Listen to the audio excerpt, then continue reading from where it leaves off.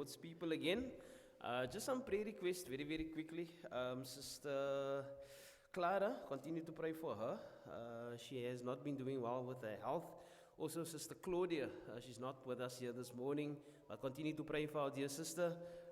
Also, Anne, our sister in the Netherlands, she's been very excited about her becoming a Christian and being immersed into Christ here at the Somerset West Church, returning back to the Netherlands, obviously sharing the good news with everyone.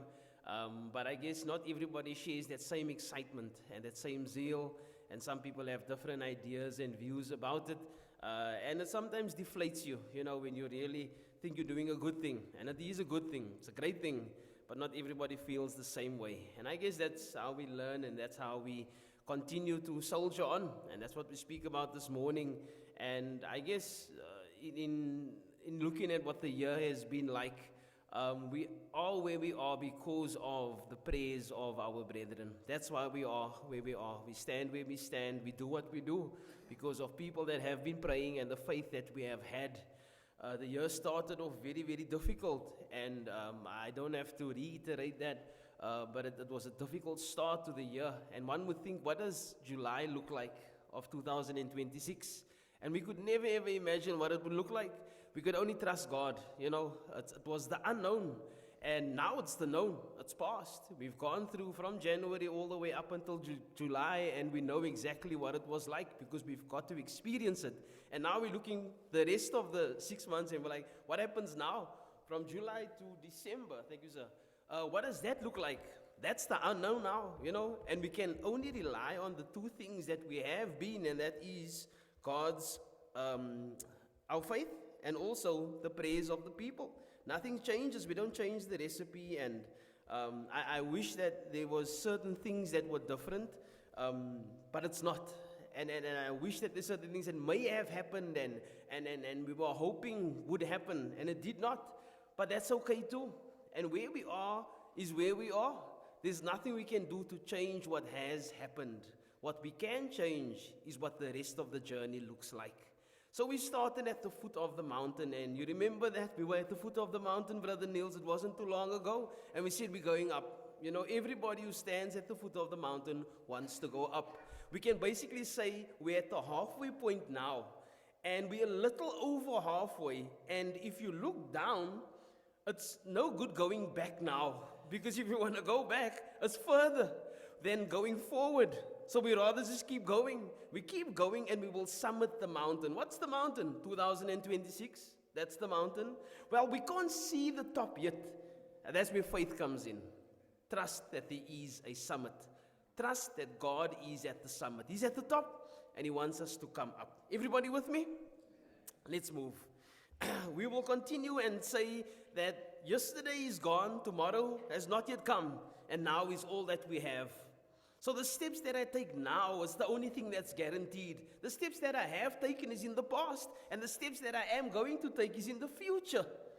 And everybody is still with me. At one time, we did stand at the foot of the mountain, yes. At one time, it was not known, but now it is known. I love in Proverbs chapter 16, verse 3, where it reads, "Commit to the Lord whatever you do, and He will establish your plans." And we sat around the table, and we committed our plans to the Lord. And you know what? He has been good. He has kept us. He has guided us. He has allowed for us to make mistakes in some areas. He has allowed for us to grow in certain areas. He's allowed for us to cry. He's allowed for us to laugh. He's allowed for us to work together. He's allowed for us to even disagree at times. But the Lord has been good. Nobody can deny that. No one can say that I wish that God was not with us. Everybody would resoundingly say, I'm so glad that God has been with us. You see, the road ahead is always in God's hands. And when we were standing there in January at the foot of the mountain, the road ahead was always in God's hands. And that's all that we can be glad for. It was Bon Jovi that sang, He's Living on a Prayer. Remember that one? Some of our not so young people. And he said, we're halfway there. Living on a prayer. I'm glad that the sermon this morning is not based on the song of Bon Jovi, but rather on God's word. We are halfway there. James said, if the Lord wills, we'll get there. If the Lord wills, we'll climb again tomorrow. If the Lord wills, we'll we'll take somebody with us. If the Lord wills, we'll go and make such and such a business. You see, that's good talk. He says the evil talk is when we say, I see you next week. Well, we have no guarantee of next week. We don't have no guarantee of September or December or anything else of what 2026 holds. Our first point, we will start, and that is in verse 12 of Philippians chapter 3. If you have your New Testament with you, I would encourage you to turn there, as most of our text would come from there. Brother Michael, I think we still have some reverb on it. It feels like I'm talking to myself twice. I don't mind talking to myself once, but talking to myself twice is a little bit difficult. I read from verse 12 in Philippians chapter 3, and it reads as follows. Not that I have already attained or am already perfected, but I press on, that I may lay hold of that which Christ Jesus has also laid hold of me. Verse 13, Brethren, I do not count myself to have apprehended, but one thing I know, forgetting those things which are behind, and reaching forward to those things which are ahead, I press toward the goal of the prize of the upward call of Christ Jesus, of God in Christ Jesus. Therefore, let us, as many are mature, have this mind. And if in anything you think otherwise, God will reveal even this to you. Nevertheless, to the degree that we have already attained, let us walk by the same rule. Let us be of the same mind. I'm going to pause there in verse 16 very quickly and just make some points before we move on to our second point. I will say that in Proverbs chapter 4:25, it says, let your eyes look straight ahead. Fix your gaze directly before you. And it's about fixing your mind on what God wants us to have. Sometimes we get distracted. Sometimes we feel a certain way. Sometimes circumstances are not pleasant. And you know what? Our gaze sometimes is not fixed. You know, it's like that sniper who's taking aim and he wants to make sure that he hits his target. But if his gaze is not fixed, he's not going to hit his target. And as Christians, sometimes our gaze is not fixed. I would encourage us this morning, fix your gaze and have it focused on your target. I mentioned, or Paul writes in verse 12, and he says, I have not obtained this already. And he almost speaks of one who's climbed the mountain halfway. And he says, the rest of the mountain I have not climbed as yet. I've climbed up until this point. This is where we are now. It's July month in 2026. But we have not attained what lies ahead. And we always need to be positive and optimistic and say what lies ahead is good. Why? Because it's in God's hands. That's why it's good. We don't know what it looks like. We don't know what it sounds like. We don't know what is to come in the next few months of the year. But we can trust God that it's going to be good. Sometimes it becomes difficult and we want to go sit under a broom tree. And if you don't know what I'm saying, let's go to 1 Kings chapter 19 and we'll come back to Philippians 3 and close out with what Paul wrote in the book of Philippians. But I mentioned this because of somebody called Elijah. And Elijah sometimes feels that I'm deflated. And I don't know if you've ever felt like this, where you just want to go sit under a broom tree and say, you know what, I'm done. Lord, take my life. I'm tired of living. Sometimes it's depression, sometimes it's anxiety, sometimes it's people, sometimes it's financial difficulty, sometimes it's health, sometimes it's relationships, sometimes it's marriages. Sometimes life just becomes too much and you feel to sit under a broom tree. 1 Kings chapter 19, I will read from verse 11. It says, then he said, go out and stand on the mountain before the Lord. I think I've jumped a bit there. From verse 1, Ahab told Jezebel in that Elijah has done, he was executed by the prophets of the sword. Jezebel sends a messenger to Elijah saying, so let the gods do to me, and more also if I do not make your life as the life of one of them by tomorrow about this time. When he saw that, he arose and ran for his life. He went to Beersheba, which belongs to Judah, and left his servant there. But he himself went a day's journey into the wilderness, and he came and sat down under a broom tree. And he prayed that he might die, and said, it is enough. Now, Lord, take my life, for I am no better than my fathers. Then as he lay and slept under a broom tree, suddenly an angel, and here we can recognize that God knows what you need. Sometimes you need a little bit of rest. Sometimes you need some nourishment for the soul. Eat some food, drink some water, and you're going to be okay. The reason I feel Elijah feels this way, first and foremost, is that somebody's coming for his life. They want to kill him. Secondly, things are not going his way. And he feels that he's the only faithful person here. I'm the only one fighting for the Lord. Everybody else is evil and against the Lord. And I don't know if you've ever felt like that. In the preacher circle, it becomes like that sometimes. Where you feel that I'm the only one trying to go up the mountain and everybody else is seemingly going down. And that's not true. But it feels that way. People's hearts and their commitments might not be the same way that the preacher is committed. And the preacher is no special person. He just wants to do what is right in God's eyes. But it becomes a lot when people are moving down the mountain. When you were encouraging them to go to the summit and say it's better up there, and they said, no, we want to be down there. And Elijah probably feels like that. And he sits there and he says, Lord, let me just die. It's better that I die because I'm tired. The angel wakes him up then, and the angel makes him some bread and gives him some water, and he gets some rest also. And I think after a good nap and some good food and something to drink, you're good to go. Sometimes you feel like a new person. No? I try to catch those naps, but sometimes I feel somebody jumping on my back, and I almost feel like Brother Mark in some areas. Brother Mark, okay, shame, I know his ribs is not doing too good. He looked, and there was by his head a cake baked on coals and a jar of water. He ate and drank and lay down again. Verse 7, the angel of the Lord came back a second time and touched him and said, arise and eat, because the journey is too great for you. The angel kind of lets him in here that, you know what, the journey is not completed. You're halfway there, but the journey is not done yet. So the angel lets him in on a little bit more information and says, Elijah, God is not done with you. And you and I might be sitting under a broom tree this morning saying, oh, I'm done. I really cannot do this any longer. And the angel of the Lord might just appear to us and say, but He's not done with you. He's never been done with you. You're only halfway there. Have you made it thus far? We're living on a prayer. You can sing the song if you want. I really don't care. I think like somebody's going to break out in a Bon Jovi moment there. He goes into the cave then, and I'm obviously going to fast forward a little bit, but I would encourage us to spend time there and read about Elijah, because it becomes very, very encouraging, and it's been a part of my daily devotions in the Old Testament in reading through the Kings again. So he takes the journey, and it's about 40 days, and he gets to the mountain in Mount Horeb, and when he gets to the mountain, there is certain things that happen now that almost wows Elijah, but God isn't found in those big things. God quietly talks to him. Elijah, what are you doing here? You told me to be here, Lord. And then God explains to him the rest of the vision, the rest of the plan. And I'm saying this because we might be halfway up on our mountain and we don't know what the rest of the plan looks like. And God comes to us in a quiet whisper. So I'm saying that because sometimes in the finer details is where we find the information that we need. And God says that the rest of the year looks like this. And you are a part of my plan.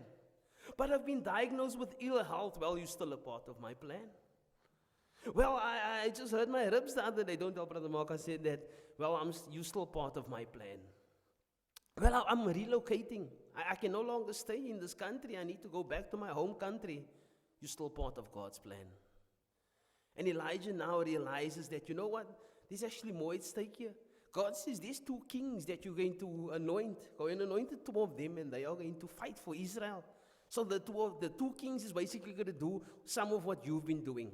Not just that, there's a successor to you. I no longer need you in that area, and there's going to be one who comes after you, Elisha.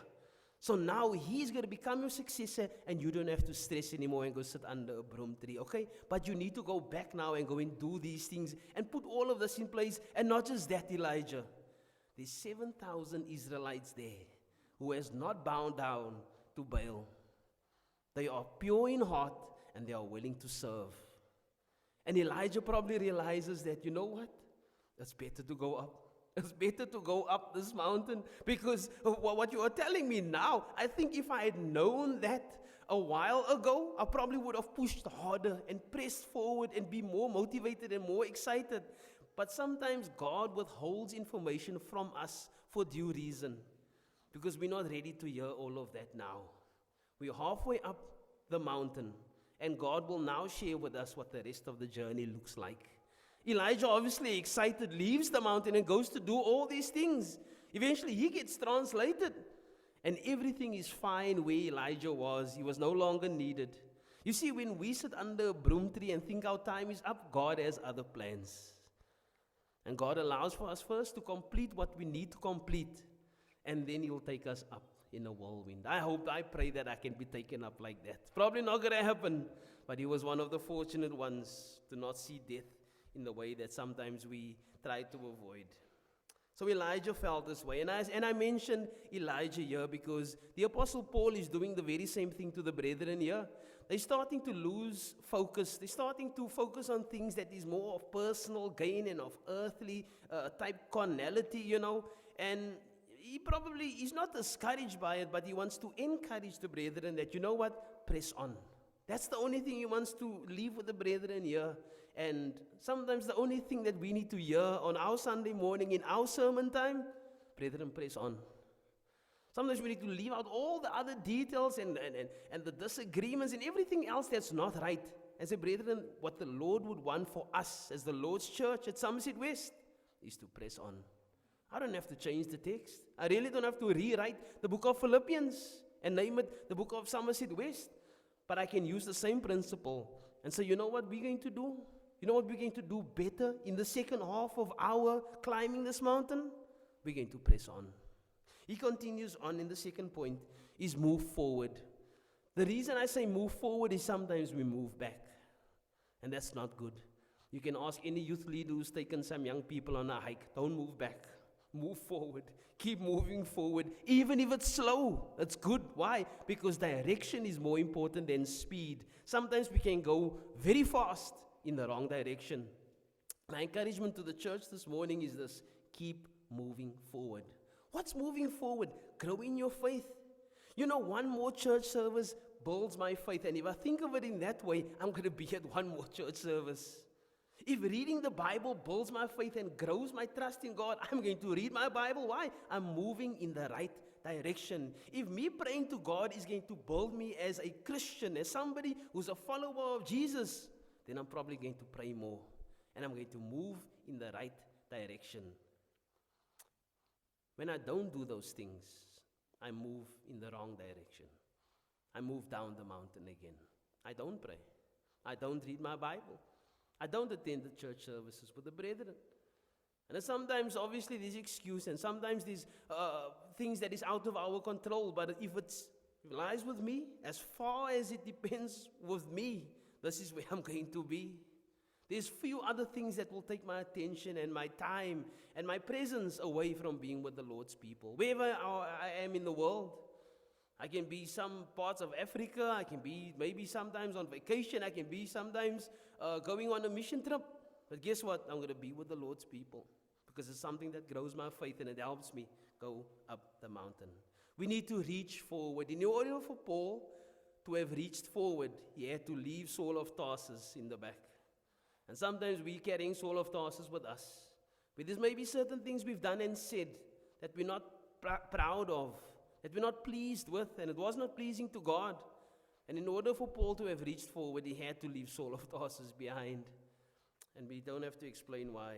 In order to press forward, we must trust and believe. In order to fail forward, and Antoinette was saying, did you make a spelling error here? Because it doesn't read right. Failing forward is the very thing that the preacher meant. And I'm saying that because we use it as stepping stones. When I fail forward, I'm not afraid to make mistakes. I don't boast about it, but I use it as stepping stones because when I fail forward, I actually learn from it. So I do something, I make a mistake, but I learn from it, and it's a stepping stone, and it helps me to continue to move forward. You shouldn't be scared of making mistakes. When the Apostle Paul speaks of pressing forward, it's very hard to press forward if we don't trust. Before you press, you must trust. When you stand at the lift and you press that button, you need to first believe that if I press this button, the lift is going to come for me so that I can get into the lift and go to whichever floor I want to. If you don't believe that that's going to happen, why press the button in the first place? In the same way that if you believe that God is God and He has provided a way of escape, and thank you, our brother, for the Lord's Supper again, very, very informative of informing us again about the scheme of redemption, the plan of redemption. And if we don't believe that the obedience to the gospel then allows for us to become a Christian and have the hope of heaven, then why do it in the first place? It makes very little or no sense. And in the same way as we stood at the foot of that mountain, if we really did not believe that there was a summit and there was a top of the mountain and there was a God at the top of that mountain, why even press on? Why even move forward? Then the journey that we are on really makes no sense, and it doesn't really matter which direction we go to. But if we do believe that there is a God at the top of the mountain, if we do believe that this is the mountain that is meant for us to climb, then we press on, we move forward, and we continue on. We move to the third point. We're going up. The Apostle Paul mentions about the enemies of the cross, and I'll read from verse 18 now. We're back in Philippians chapter 3. Philippians chapter 3 verse 18, it says, "For many walk, of whom I have told you often, and now tell you even weeping, that they are the enemies of the cross of Christ, whose end is destruction, whose God is their belly, and whose glory is in their shame, who set their mind on earthly things." And you would think that, but why would somebody not want to go up? I think that's one of the difficult things that I've got to experience in ministry. Not everybody wants to go to heaven. Sounds weird. It sounds weird when somebody says it out loud, but by the way that people live, not everybody wants to go to heaven. And we are here as the church at Somerset West and say, come everybody, we got a better place for us to go. There's something greater that we want to tell you about. This year is nothing. We're going to a far better place with a far greater God, and everything else is going to be good. And we have the zeal and this excitement, and we almost can't keep it in. But some people might look at us and say, you know what, you go ahead. You go ahead, you enjoy that. I'm glad for you. No, but we want to take you along. I'm good, thank you. No, you're not. If ever you are in a position where you reject Christ, you are never in a good position. If ever you pray when you are in trouble, or only when you are in trouble, then you are in trouble. And I say this because sometimes we don't make use of the resources that God has provided for us. And the resources that we have, firstly, is His Word, which will never ever lead us astray. It will keep us going up the mountain. Prayer is the most powerful thing that the Christian has in his or her arsenal. And we sometimes forget that we can consult God on everything. We got problems in our marriage. There's a marriage in Richmond coming up. Just a shout out there for the Eastridge brethren. Go and support that. It's really good when you are centered, when God is centered in our marriages. And we might have a problem in our marriage, and we might say to God, God, I would love to talk to you about this, but I don't think you'll understand. What do you mean? God was the one who instituted all of this. Maybe you have a problem with schooling. Where's our young people? God, I really have a problem at school, but I don't think you will understand. Maybe we should dive into the scriptures more. God is a God that knows everything. And if your problem is that your trees at home don't want to grow, or if your spouse at home doesn't want to agree with you, or if your understanding of school doesn't work, too greatly, you can speak to God about anything. Please don't ask Him for your favorite team to win the World Cup. He's not interested in that. If he was, Bafana would have won a long time ago. Paul speaks of the enemies of the cross. These are people that go down the mountain. And as much as you want to drag them up, you give them the proper tools and everything. You say, here's even a harness for you, it's safe. Here's a rope for you. Here's nourishment for you, a nice energy. You give them everything required to go up the mountain. They still choose. They choose to be an enemy of the cross. They reject the cross and they choose to go down. The Apostle Paul weeps for them, and I don't think that he's the only one.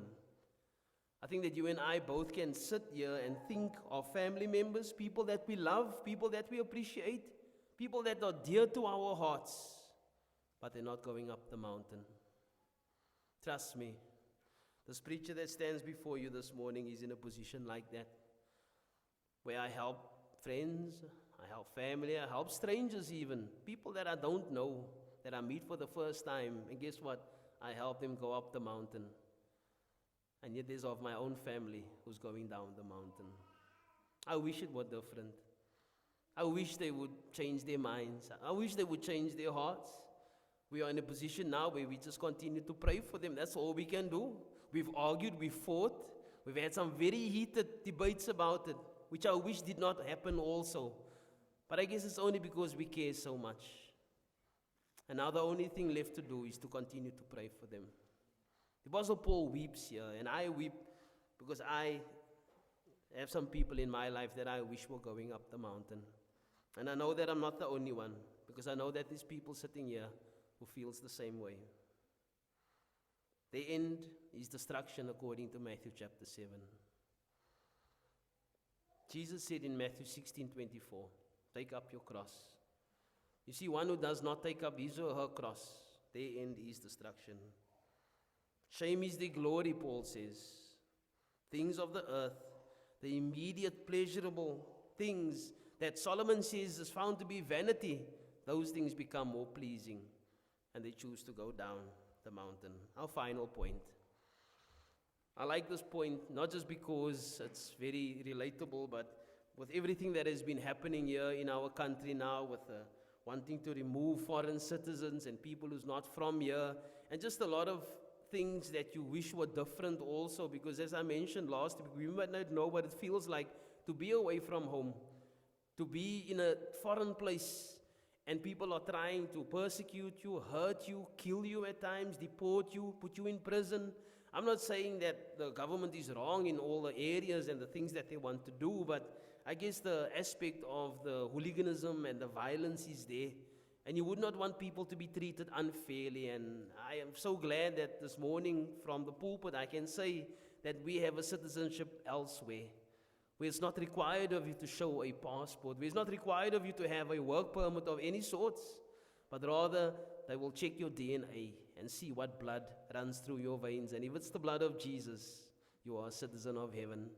That's something wherever you go in the world, regardless of your circumstance, regardless of what you look like, what you sound like, is not something that we take lightly. Because the citizenship is something that somebody can't take away from you. That's where you belong. And we all belong in heaven. You see, when we are citizens of heaven, God is the one that allows for us to be citizens of heaven.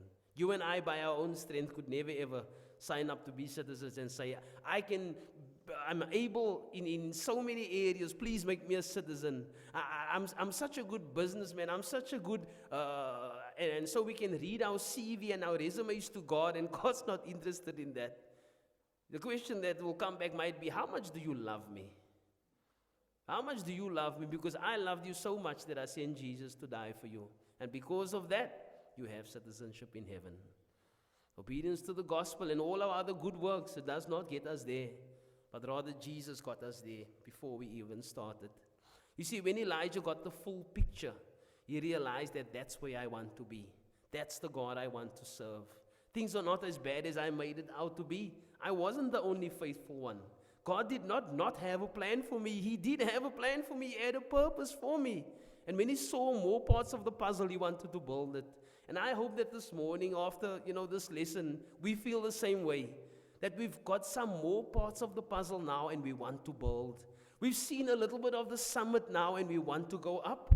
And I pray that the citizenship of heaven is not something that we are not zealous about, but it's something that excites us, and it's something that we can't wait to achieve and get to. For now we build here, we trust here, we hope here, we go up here, we move here. But at the end of the day, we will climb to a place that is out of this world. Paul said, I have not obtained this yet. I have not, but I long to. I will get there. And I pray the same is for us. Trust the process. God sees the summit. As I mentioned, not everybody wants to go up.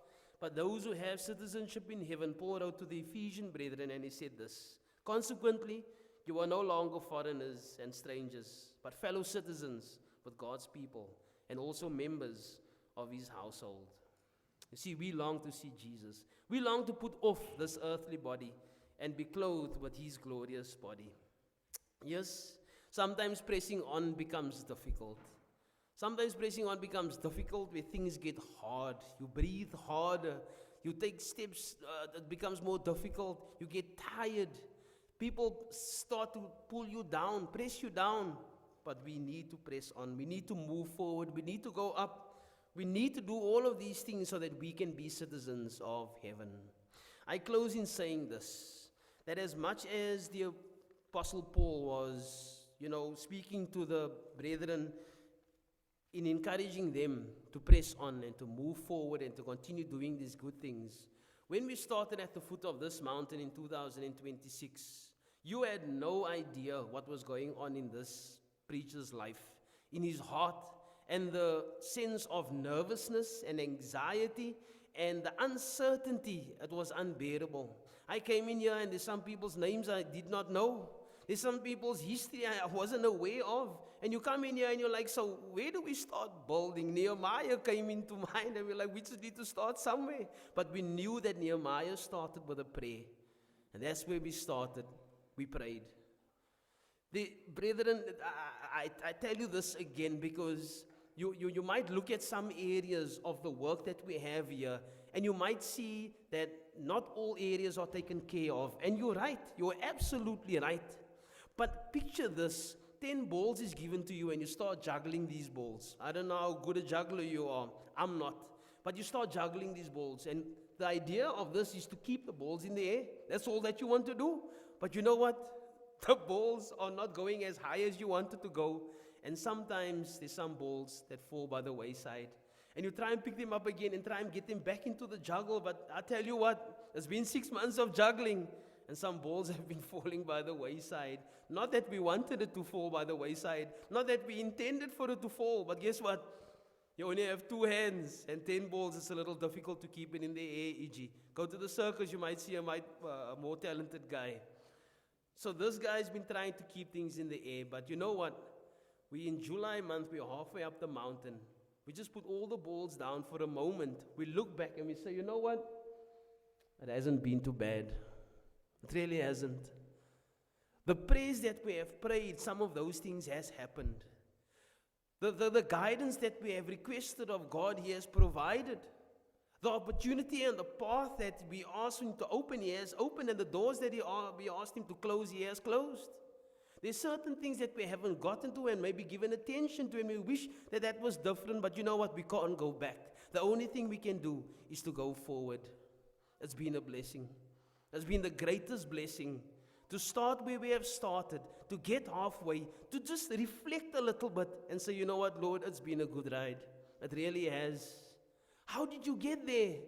Not by our own strength, not by our own abilities, but by the prayers of our brethren and the goodness of God. That's why we are where we are. There's been such a lot of people who's been a part of this work. I cannot begin to explain to you how valuable you are to the work at Somerset West. Some people not even in this country supporting this type of work. And Amy and I soon board a plane and we go and we speak on behalf of the congregation here. I cannot begin to tell you the excitement and the zeal that I have. I can only speak of my experience here, that's all. There's nothing else. I can't fabricate stories. I can't make up things. I can't tell them things that they maybe is not true.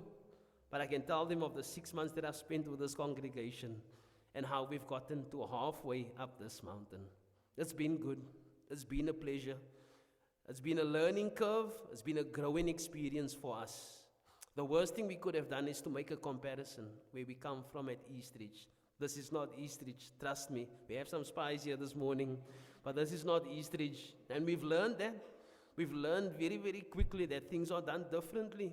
Things are, you don't do the same thing everywhere that you go. So you've taught me, and you're still teaching me. Some people here have life experience that I will probably never ever get to. And I appreciate you because you teach me.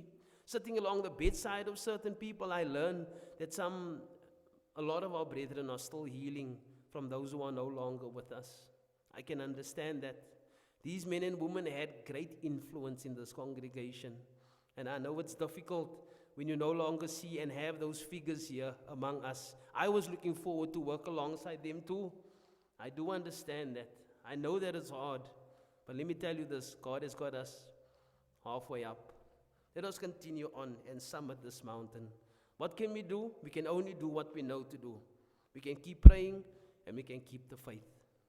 I trust and I hope that the Lord will keep us, that it will circle around, that I'll stand in this pulpit on maybe the 31st of December and say, brethren, 2026, we've made the summit. And I know that if the Lord wills, we look forward to the next one. For now, it's the unknown. It's something that we have not yet experienced. The only thing that we have experienced is what we have done for the last 6 months. I thank you. And I ask that you pray for us. Continue to pray for us. There's some things that we wish were different. It's not. There's some things that challenge us in ways that we feel inadequate and we feel that it's too much. But you know what? The Lord has been good. I'm not standing here complaining. I'm just giving you a little bit of the preacher's heart. This journey can get tough. The journey can get hard. And it can really pull you in ways that you don't want to be pulled. But let me tell you this. We keep on, we press on, and we keep moving forward. If there's anybody here this morning that requires prayer, we're going to ask you to come. We would pray for you, and we'll pray with you. And please let us know that we are family. We are not strangers to each other. We are God's family. And God's family is people that don't go down a mountain. We go up. Thank you and God bless you.